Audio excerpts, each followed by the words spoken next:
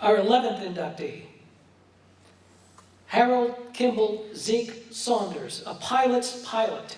ZEKE learned to fly at age 16, another pathfinder in aviation, from civilian work right to the military. Presented tonight by Susan Dusenberry, who we've already heard from, but a good friend of the family. Susan?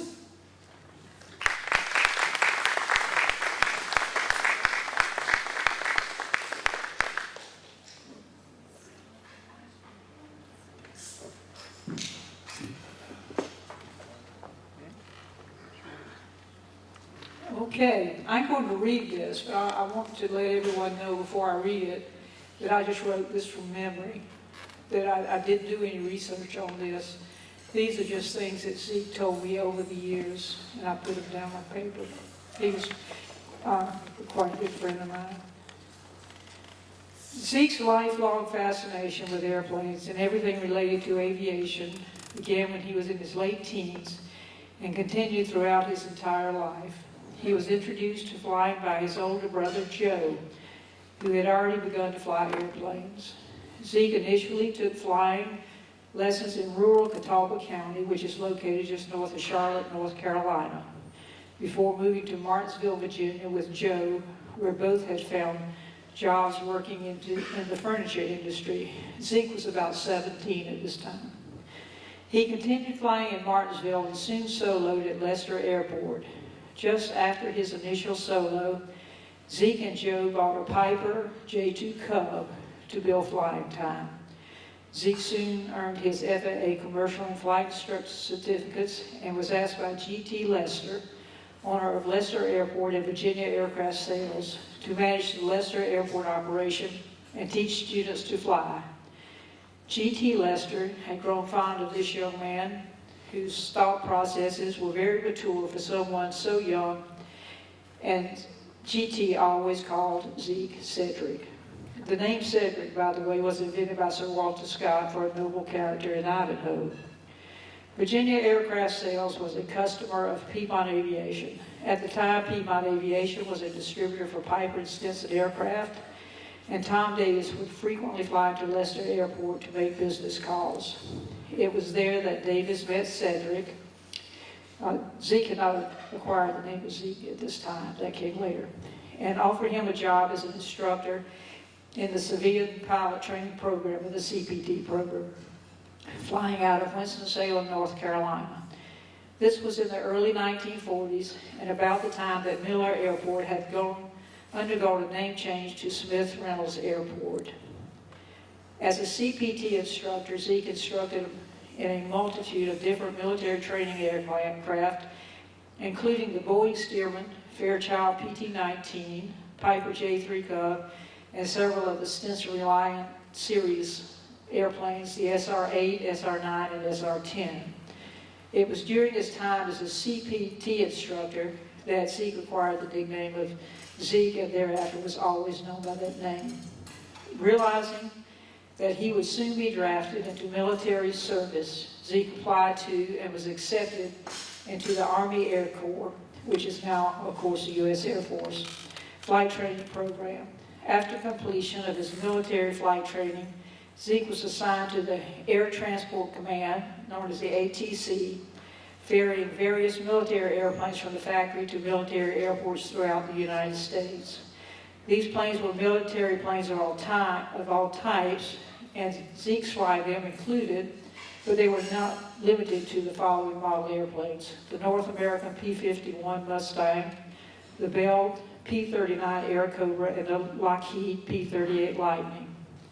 It was not long before the ATC reassigned ZEKE to the China-Burma-India theater, where he was based in both Burma and China, flying the Curtiss C-46 Commando and the Douglas C-47. ZEKE flew 136 missions across the eastern end of the Himalayan mountains, known so infamously as the Hump. The goal of the CBI, by the way, was to resupply the Chinese war effort of Chiang Kai-shek and the U.S. Army Air Forces that were based in China. Most often, the cargo was 55-gallon drums of gasoline, but for some flights, the cargo was somewhat unorthodox and included cargoes such as mules and even a rock crushing machine. At the end of World War II, Zeke was assigned the heart-wrenching duty of flying the Bataan Death March survivors out of the Philippines. Zeke received both the Distinguished Flying Cross and the United States and the CBI Pilot's Wings from the Chinese government for his exemplary flying service during World War II. After World War II, Zeke returned to Winston-Salem to Piedmont Airlines to fulfill an agreement that he and Tom Davis had made just before Zeke left for the military duty. Davis had told Zeke that he wanted to start an airline after the war was over and that he wanted Zeke to help him. The rest is history, as the saying goes. Zeke was with Davis and Piedmont Airlines from the very beginning. He was in management with Piedmont for most of his 41 years with the airline, but he did fly the line on occasion. As a pilot for Piedmont Airlines, Zeke logged time in the following airplanes: Douglas DC-3, the Fokker F-27, Martin 404, Fairchild F-27, the Nihon YS-11, and Boeing 727 and 737. Zeke retired from Piedmont Airlines after 41 years of service with the position of Senior Vice President of Operations. After retirement, Zeke became involved in sport aviation and built and restored several recreational airplanes, which included a home-built Saunders II, which was built from plans, by the way, a vintage Piper J3 Cub, and a Grover Ultralight. His last plane, a Taylor J2 Cub, brought him full circle back to the days when he was a youngster, when the art of flying was yet unseen. Remember, his first airplane was a J2. Zeke was active in aviation for an astounding 75 years. Tonight, we're proud to welcome Harold Kimball Saunders to the North Carolina Aviation Museum Hall of Fame, and here to accept for Zeke tonight is his daughter, Daryl.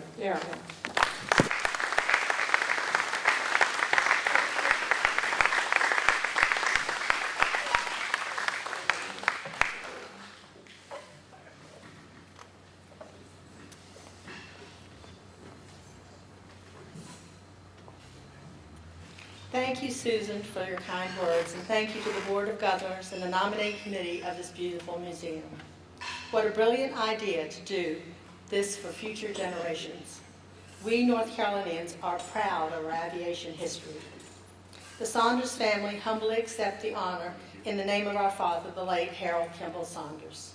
Please know that the Saunders family, Daryl, John, and Chase Busick, Hal, Kathy, Nicole, and Matthew Saunders, and Kathy and Mike Lewis, and Kim and Dick, Alexa, and Luke Trotman. Ironically, Luke Trotman lives in Nepal, near the mountains that our father flew in. Please know that we love this museum and what it stands for.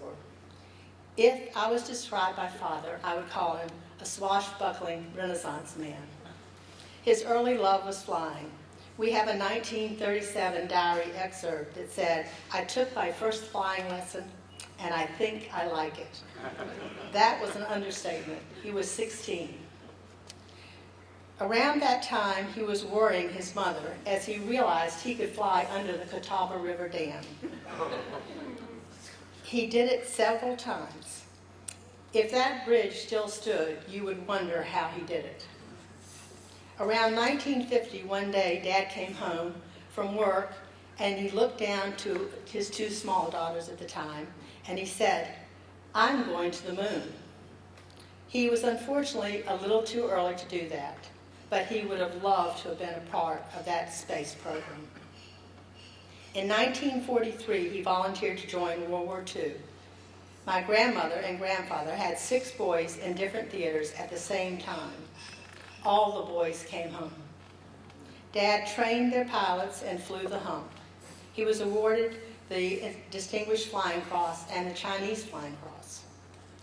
Dad, in the 70 years that I knew him, was fortunate to know him, rarely spoke of the war. I remember once that he showed us a VHS video he had of the aluminum trail.